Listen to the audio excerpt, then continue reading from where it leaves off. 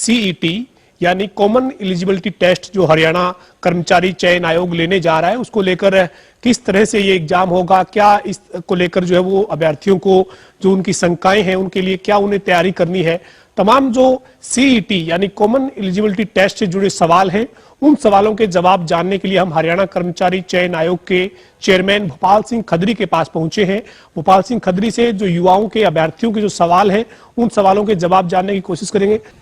खदरी साहब, जो CET common eligibility test जो एक बहुत बड़ा जो है वो युवाओं के लिए एक स्टेप है, ये जो कर्मचारी चयन आयोग लेने जा रहा है, इसमें लाखों जो अभ्यर्थी उन्होंने आवेदन किया हुआ है, उनको आप क्या सूचना देना चाहेंगे? 5 और 6 नवंबर को आप सीईटी लेने जा रहे हैं, 2 शिफ्टों में दोनों दिन ये एग्जाम होने जा रहा है, लेकिन इसको लेकर जो शंकाएं हैं, आपके सामने जो दिक्कतें आई होंगी युवाओं की, आप क्या कहना चाहेंगे उनको? सबसे पहले आप सूचना क्या देना चाहेंगे?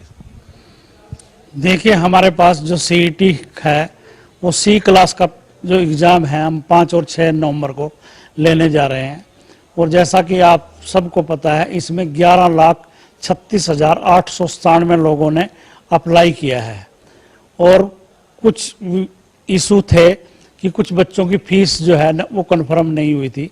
हमने उनको बीच में टाइम दिया था कि वो अपनी फीस जमा करा दें, और अगर अब भी किसी बच्चे को ये है कि मैंने फीस जमा करा दी थी, तो उसके लिए जब वो फीस जमा कराता है तो एक GRN नंबर उसको जनरेट हो जाता है, और कई बार उसका स्टेटस ये दिखा रहा होता है कि फीस नॉट पेड।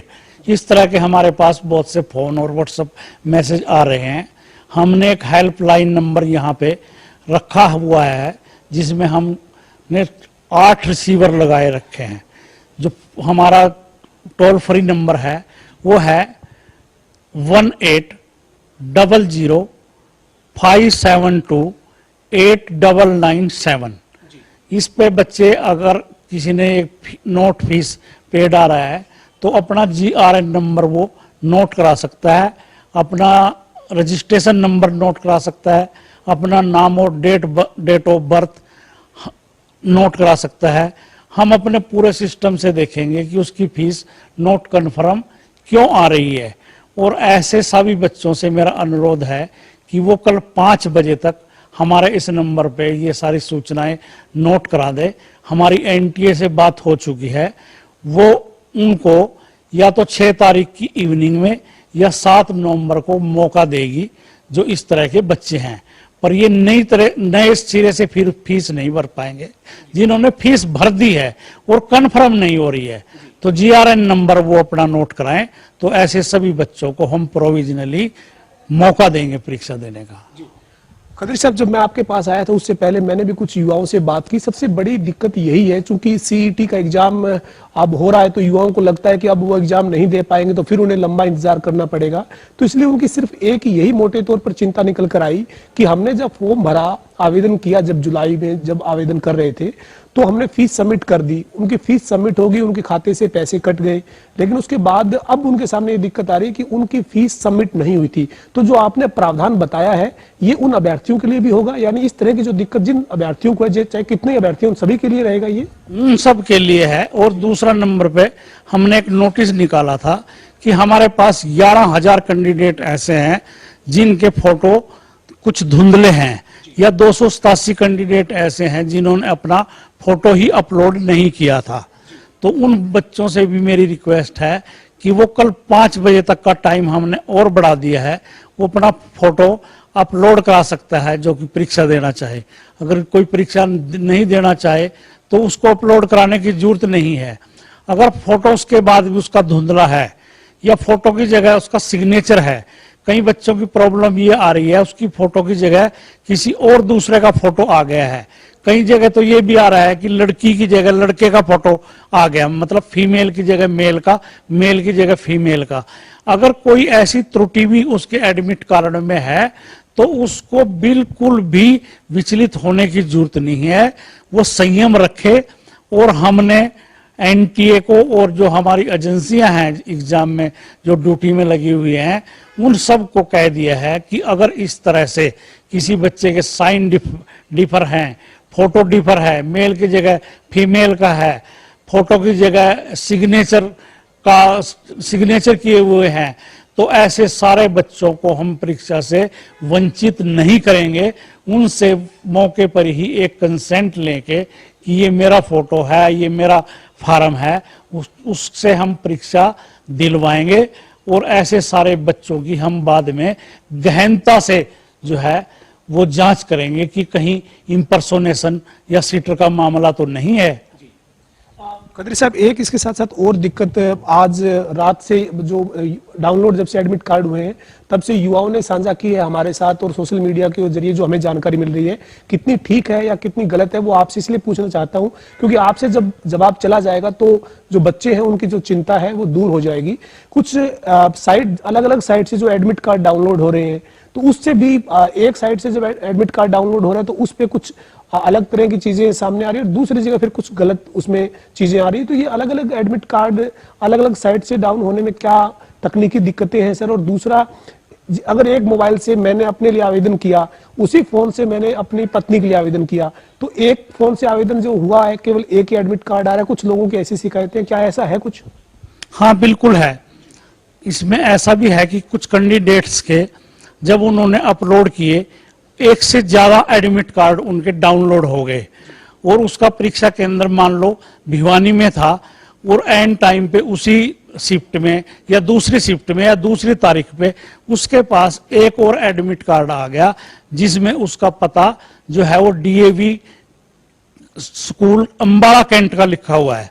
जो ये रिपीट हो रहा है ये ज्यादातर बच्चों को जिसको जो या दो से अधिक एडमिट कार्ड प्राप्त हो रहे हैं या डाउनलोड हो रहे हैं वो तो अंबाला के एड्रेस पे हो रहे हैं।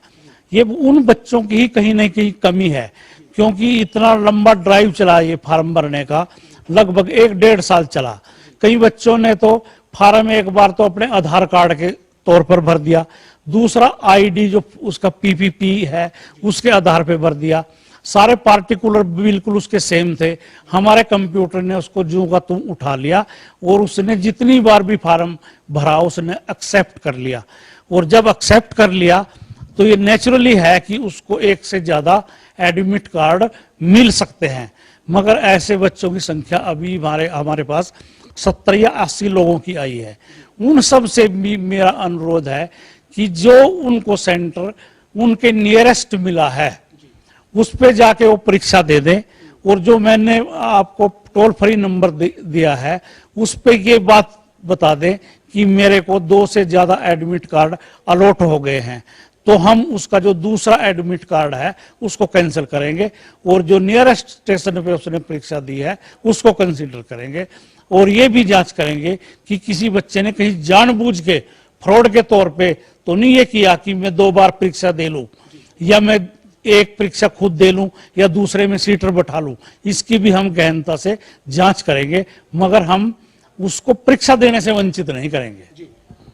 सबसे बड़ी बात यह कि आप चाहते हैं कि हर पहलू जो है, जो अभ्यर्थी का जो हर पहलू है वो सामने आ जाए, किसी तरह की किसी को दिक्कत ना रहे, कोई एग्जाम देने से वंचित ना हो। कोई छोटी मोटी त्रुटि अभ्यर्थी के स्तर पर अगर गलती से हुई है, जाने अनजाने हुई है या अगर जानबूझ के साजिशन की है तो उसकी आप कह रहे हैं कि हम जांच करके ही सारी चीज सत्यापित करके ही आगे बढ़ेंगे। तो ये और कोई सूचना सर आप सीईटी से संबंधित अभ्यर्थियों को देना चाहते हो, कोई जो आपको लगता हो कि ये सूचना इस वक्त उनके लिए बहुत बेहद जरूरी है? यही है, अगर किसी ने ये जानबूझ के किया है कि उसने 2 से अधिक फार्म भरे हैं, एक में खुद का फोटो लगा लिया, दूसरे में किसी और का फोटो लगा दिया, एक आधार कार्ड के आधार पे भर दिया, दूसरा पीपी के तौर पे भर दिया है, किसी और आइडेंटिफिकेशन से भर दिया, अगर उसने ये जानबूझ के किया है तो उसका हम अभी परीक्षा से तो नहीं रोकेंगे, मगर हमारी जांच में अगर ये उसकी आया कि इसने जानबूझ के फ्रॉड किया है तो ऐसे कैंडिडेट का हम कैंडिडेचर रद्द करेंगे। हम उसकी परीक्षा जो उसने दी है वो ही नहीं मानेंगे। अगर ये साबित हो गया कि उसने ये जानबूझ के किया है, रॉन्ग इंफॉर्मेशन दे के किया है, तो ऐसे कैंडिडेट का कैंडिडेचर रद्द करेंगे।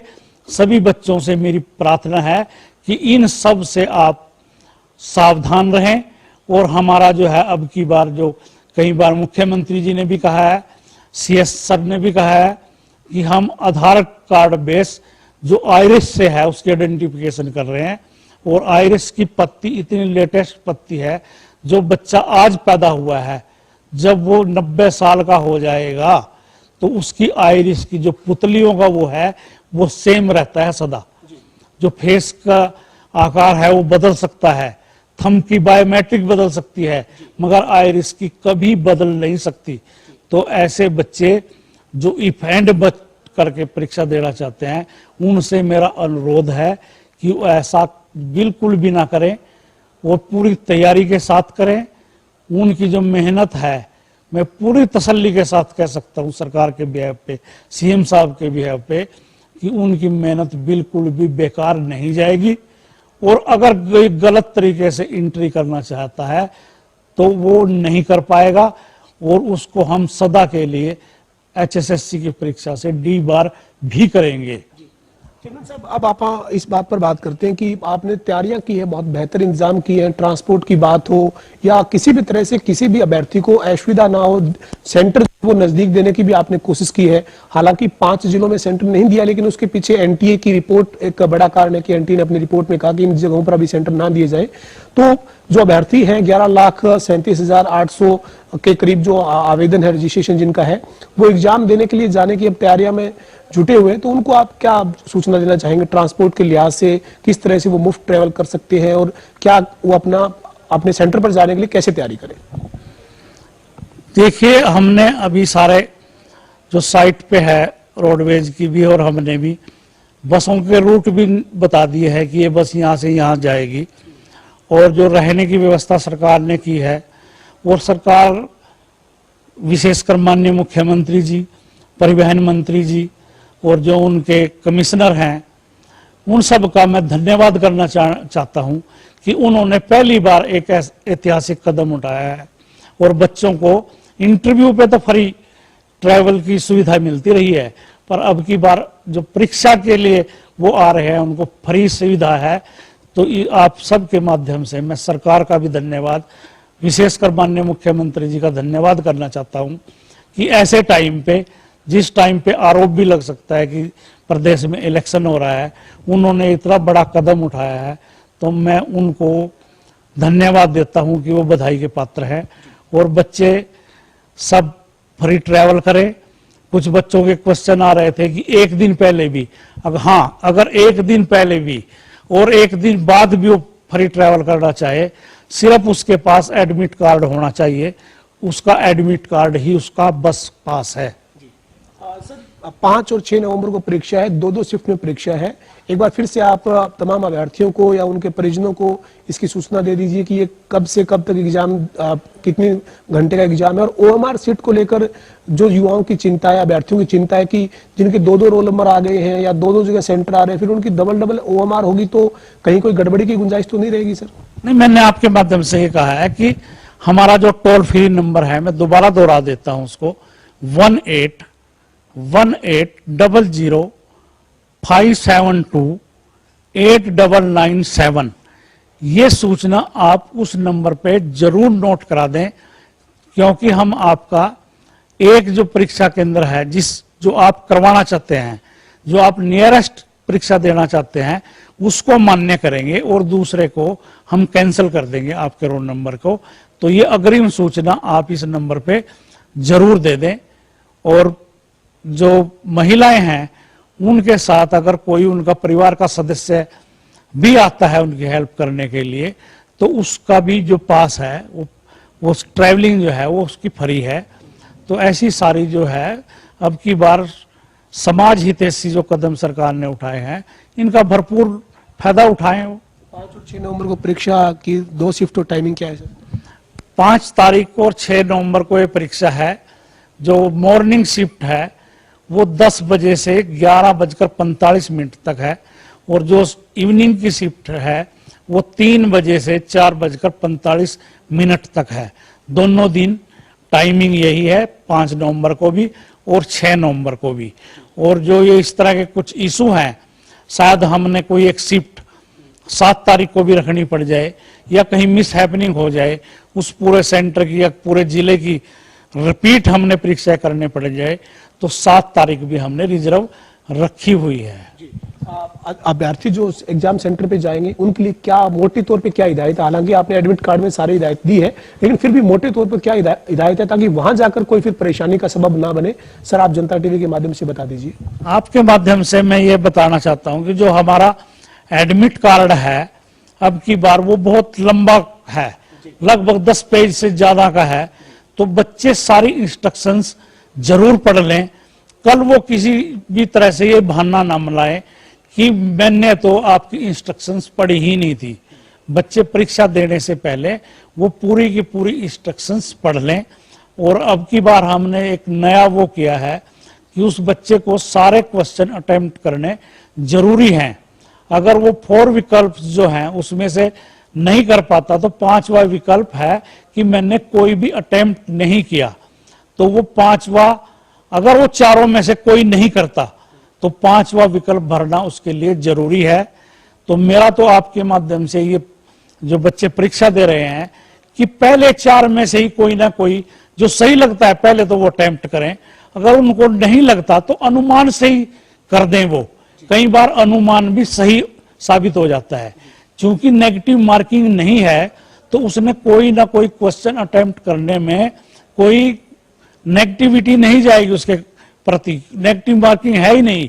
अगर उसने कोई भी क्वेश्चन चारों में से नहीं किया तभी वो 5वें ऑप्शन पे जाए कि मैंने उपरोक्त में से कोई भी अटेम्प्ट नहीं किया। खत्री साहब, ये जो वो आपने बता दी तमाम सूचनाएं जो अभ्यर्थियों को जानी चाहिए। आप एक बात और, आखिरी समय है अभी युवा जो तैयारी कर रहा था उसके लिए कि अब उसको एग्जाम के लिए पूरी तरह से तैयार होना है, तो मेरिट ही आधार है, कोई किसी तरीके की जो है वो उम्मीद ना रखे, जो फर्जी तरीके से जो पुराने समय में जिस तरीके से सवाल उठते रहे या काम होते रहे, तो अब आप युवाओं से क्या ये कहना चाहेंगे कि मेरिट ही और आपका टैलेंट ही, आपकी मेहनत ही एग्जाम में आपके काम आएगी और किसी चीज पे कोई उम्मीद आस ना रहे, और आपने इंतजाम भी उसी तरीके किए हैं ताकि किसी तरह की कोई एग्जाम में कोई टेम्परिंग ना हो, किसी तरह से कोई जालसाजी ना हो, कोई फर्जी जो है वो काम ना हो पाए? बिल्कुल, 2 सूत्र बताए हैं माननीय मुख्यमंत्री जी ने, पारदर्शिता और योग्यता। सिर्फ बच्चे इसी 2 शब्दों में अडिग रहें। और आपने अभी देखा होगा कि जिन्होंने कुछ बाएं दाएं चलने की कोशिश की है, तो ऐसे 771 लोग हरियाणा की जेलों में बंद हैं और हम इससे बिल्कुल भी समझौता नहीं करेंगे। जो योग्य बच्चे हैं उनकी जो मेहनत है वो बेकार नहीं होने देंगे, और जो बच्चे किसी और तरीके से हरियाणा की सर्विस में आना चाहते हैं उन सब से मेरा अनुरोध है कि वो अपना जो पैसे दे के किसी और को बैठाते हैं, इस तरह की कोशिश करते हैं, इस पैसे को छोटे मोटे बिजनेस में लगा लें, अपना रोजगार करें। क्योंकि अब वो दिन लद गए हैं जब पैसे से नौकरी मिलती थी। अब की बार नौकरी पूरी पारदर्शिता और ईमानदारी से मिलेगी, मैं 100% ये कह सकता हूं। और इस बात से हमारी सरकार, हमारे मुख्यमंत्री जी और हमारा कमीशन बिल्कुल भी समझौता नहीं करेगा, चाहे हमने इसके लिए कोई भी कीमत देनी पड़े। तो बच्चों से अनुरोध है कि इफ एंड बट छोड़ के अपनी मेहनत से पूरा धैर्य के साथ, बिल्कुल अधैर्य होने की जरूरत नहीं है, सबको परीक्षा का मौका देंगे। उस परीक्षा में जो परफॉर्मेंस होगी उसके आधार पर उनकी योग्यता के आधार पर ही नौकरी मिलेगी। किसी शायर ने जो कहा है वो 100% सच होगा कि आंधियां ही करेंगी दिए का फैसला, जिस दिए में तेल होगा अब वो ही जलेगा। बहुत बहुत शुक्रिया सर बातचीत करने के लिए। और अंतिम बार युवाओं को आपकी शुभकामनाओं की जरूरत है, आपके भरोसे की जरूरत है। तो आपके जो तमाम रजिस्ट्रेशन जिन युवाओं ने करवाया हुआ है उनको और उनके परिवार के लोगों को भोपाल सिंह खत्री की हरियाणा के कर्मचारी चयन आयोग के चेयरमैन के नाते क्या अपील और शुभकामनाएं? मैं सभी बच्चों को, वो सब बच्चे हमारे बच्चे हैं, उनको शुभकामनाएं देता हूं। और मैं उम्मीद करता हूं कि जो सीईटी की जो नियम बने हैं कि 50% और रिजर्व कैटेगरी के 40%, इतने बच्चे, सब बच्चे इस क्वालिफिकेशन को पूरा करें और हमारी जो अगली परीक्षा हो उसमें वो आए। सबको मेरी बहुत बहुत शुभकामनाएं।